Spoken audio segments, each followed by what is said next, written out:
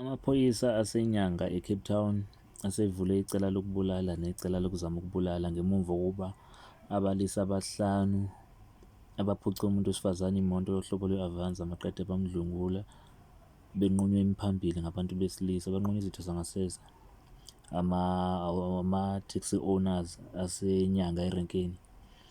Labesilisa kuthiwa babanjwe osomatekisi nomphakathi wakuleyo ndawo masinyane ngemuva kwesigameko. Abathathu bashonele endaweni yesigameko ngenxa yokulimala nokopha kakhulu. Ababili balashwe ngabosizo lokuqala kwizitho zangasese nakwezinye izindawo zomzimba. Omunye ugcine enqunywa nolimi. Owesifazane isithulu sokudlwengula uyiswe esibhedlela sendawo kuthiwa uzothola ukwelulekwa ngokomqondo. Amaphoyisa-ke asetshaliwe endaweni ekwenziwe kuyona isigameko kusalindele ukuthi kuboshwe osomatekisi labo ababulelile abantu laba. Poetic justice.